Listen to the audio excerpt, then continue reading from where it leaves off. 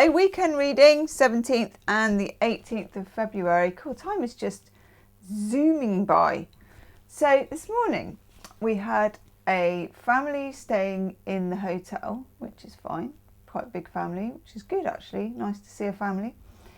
And so it's quite early morning and the dad stands on the stoop, on the step outside, and he's got the door open, and kind of bearing in mind, you know, they look like a fairly respectable family, and thinking, yeah, it's nice to have a family staying in the hotel. And then he has a cigarette on the front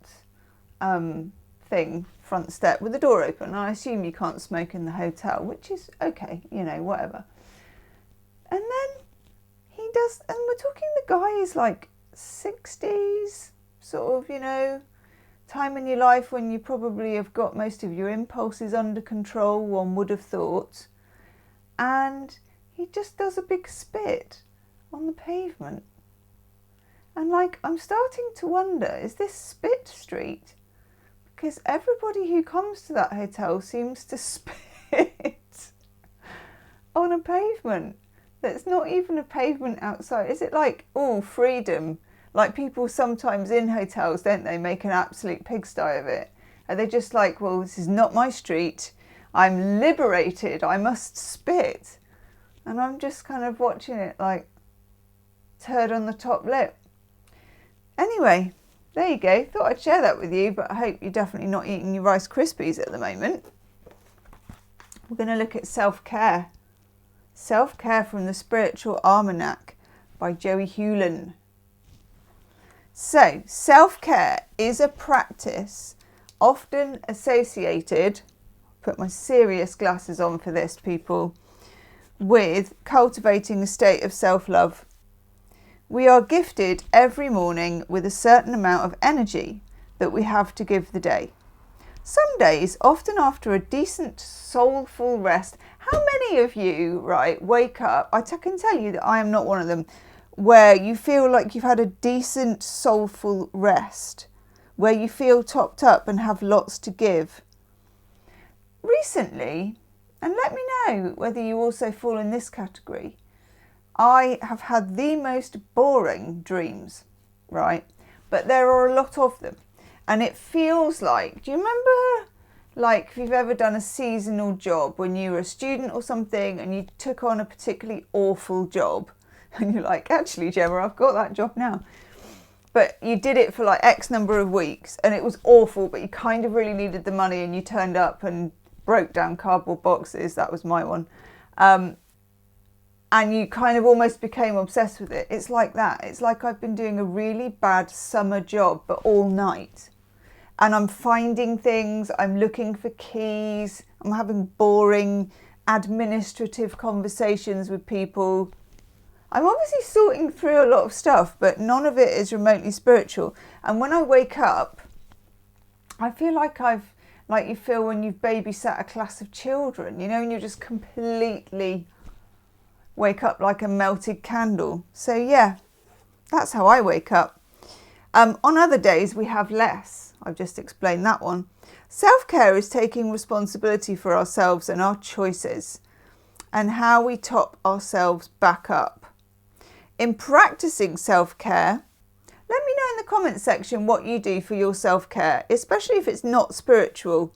If you're like, yeah, sausage sandwich with extra ketchup is my Roman Empire, just tell me in the comments section. We cultivate respect for ourselves and have more to give to others, leading to a deeper sense of self-love. It's probably a lot more worthy than I'm making out here. Here are some tips. Treat yourself like the guest of honour in your own life. This is quite fun doing this one. Keep the spaces around you clean and tidy.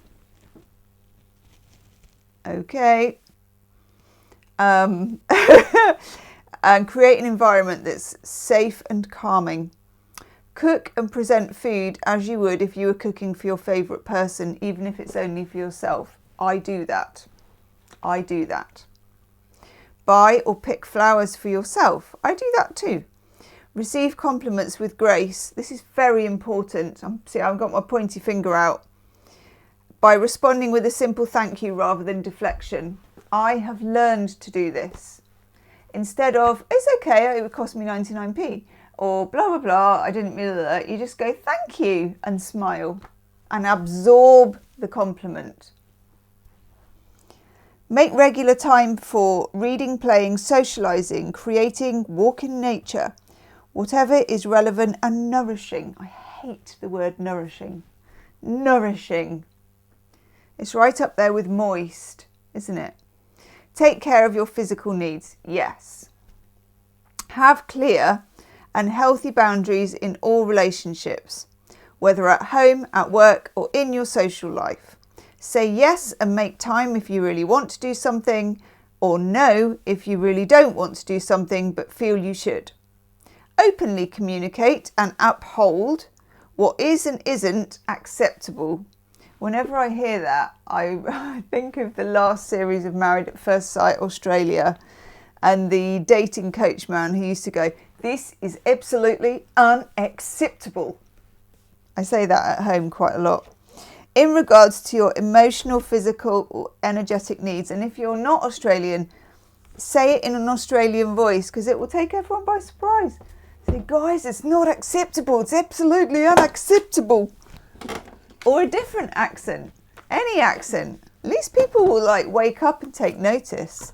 Shout out to all my Aussies. I'm very sorry for what I just did to your beautiful accent. I'm still watching Australian MasterChef, by the way. Aussies are such lovely people. Is it just that the people on Australian MasterChef are lovely? Because they actually are genuinely nice people. And they're nice to each other. Let me know. Let me know in the comments section. Okay, let's have some cards. We're using Tarot of the Golden Wheel. It's a very nice deck, this one. It's what I would call my kind of a general deck. But very nice. Oh, nice. And it's giving us the 9 of Cups. We've got the postman is out. We've got a man. This is very rare. This is very rare. Hang on. We have a man from the council with a bin bag and a litter pick thing where he picks up stuff off the street. I haven't seen one of them because obviously in the UK, like everywhere else, we've had everything cut. I haven't seen one of them for... I don't remember the last time I saw one. So that, we're going to give him a wave. He won't wave back. I'm very grateful for that. I'm very grateful if someone comes and picks up litter off the street.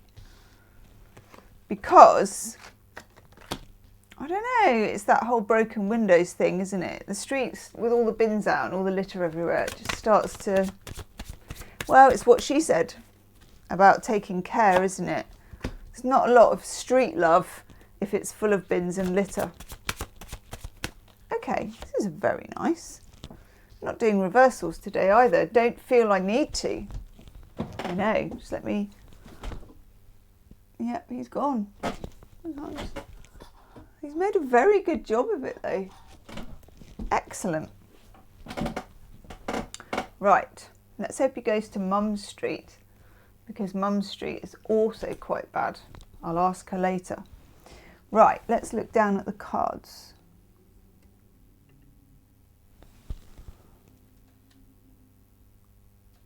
So we're starting off strong. Look at this, people. Nice weekend. Do a little dance about that. Yes. I've added that to my repertoire. How do you like that one? 9 of Cups, Jupiter in Pisces. Now, Jupiter is one of Pisces' rulers. Jupiter is fun. I mean, Jupiter is kind of a bit of a party planet, isn't it? It's a philosophy, long-term travel, parties, luck, fortune. 9 of Cups, very nice card. So this is a very social card, so it might be that you're invited to something social this weekend or you're going out. Let me know in the comment section as well. Eating with friends, cooking a meal. Tracy, you might be making something for the church. Let me know because I love it when you're making 4 cheesecakes in one weekend. Okay. It's also the emotional wish card. So the universe wants to know what you want. So just put it out to the universe. Good weekend for manifesting. Good weekend for making nice stuff for yourself, being nice to yourself, rooming in or going out. Bingo, we love it. Then we got the Ace of Cups. Oh yes, we have. Self-love, of course, but also can be love, relationships, invites, love is in the air, that kind of thing. Very, very nice. More than nice. Knight of Swords, message. So you may be getting a love message or just something a little bit, nice coming in for you. Again, if you're single as well, get yourself out there if you can somehow. If you get an invitation that tickles your fancy, take it, okay? Then we get the 7 of Wheels. And these wheels always remind me of some really not very nice salt and vinegar crisps that I used to get. And I don't know what they are. If anybody in the UK knows what they are. They look like wagon wheels. And they were like salt and vinegar crisps, but they always taste really kind of hard. Anyway, making myself hungry now. 7 of Pentacles is, how far have I come? It's a bit of serious thinking towards the end of the day or the end of the weekend. Taking measurement, taking stock. How far have I come? What is the moon in this weekend? Oh, lovely. It's in Gemini. I love me a moon in Gemini.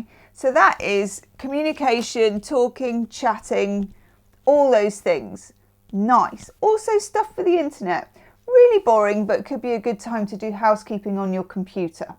I know. You're like, really, Gemma? Yes. Then we got the Hermit. Spend a few moments just looking over your emotional landscape, seeing where you are, being kind to yourself, maybe setting a couple of goals, and maybe thinking over whatever came in with that.